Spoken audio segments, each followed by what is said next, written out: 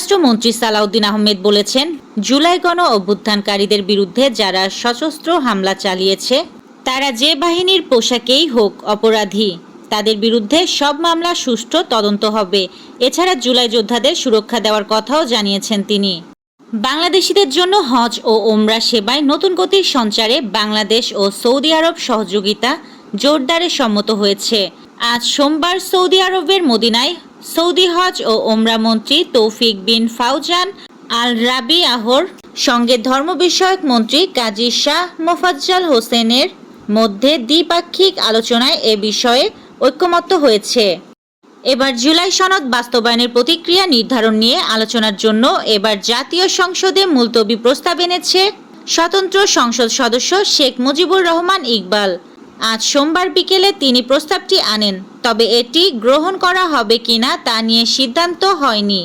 দেশে জ্বালানি তেলের কোনো ঘাটতি নেই বলে দাবি করেছেন বিদ্যুৎ ও জ্বালানি মন্ত্রী ইকবাল হাসান মাহমুদ। তিনি বলেছেন, পেট্রোল পাম্পে দীর্ঘ লাইন দেখা গেলেও এটি প্রকৃত চিত্র নয়, বরং অতিরিক্ত ক্রয় ও মজুদের প্রবণতায় কৃত্রিম সংকট তৈরি হয়েছে।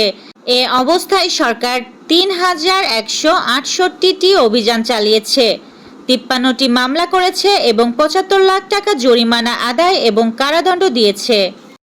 এবার দেশে হঠাৎ করে মিজেলস সংক্রমণ বাড়ানোর পেছনে টিকাদান কর্মসূচির ঘাটতিকে প্রধান কারণ হিসাবে উল্লেখ করেছেন স্বাস্থ্যমন্ত্রী সরদার মোহাম্মদ সাখাওয়াত হোসেন। তিনি বলেন, দীর্ঘদিন ধরে জাতীয় টিকাদান কার্যক্রম চললেও নির্দিষ্ট সময়ের পর ২০১৮ সাল থেকে প্রায় ৮ বছর বড় আকারে কোনো বিশেষ ক্যাম্পেইন না হওয়ায় অনেক শিশু টিকার আওতার বাইরে থেকে গেছে। মার্কিন পররাষ্ট্রমন্ত্রী মার্কো রুবিও বলেছেন, ইরানের সঙ্গে চলমান যুদ্ধের অবসানে যুক্তরাষ্ট্রের প্রেসিডেন্ট ডোনাল্ড ট্রাম্প কূটনীতিকেই প্রাধান্য দিচ্ছেন। কাতার ভিত্তিক সংবাদ মাধ্যম আল জাজিরাকে দেওয়া বিশেষ এক সাক্ষাৎকারে ওই মন্তব্য করেছেন তিনি। এখন থেকে মিশরে ট্রানজিট নিতে গেলে আগাম ভিসা নেওয়া বাধ্যতামূলক। সোমবার ৩০ মার্চ ঢাকার মিশর দূতাবাস এক বিজ্ঞপ্তিতে এ তথ্য জানায়। ক্রীড়াঙ্গনের ইতিহাসে প্রথমবারের মতো জাতীয় খেলোয়াড়দের সরকারি বেতন কাঠামোর আওতায় আনা হয়েছে। নিঃশর্ত ক্ষমা চাওয়ার পরও ২ কোটি টাকা জরিমানা নাসিমের।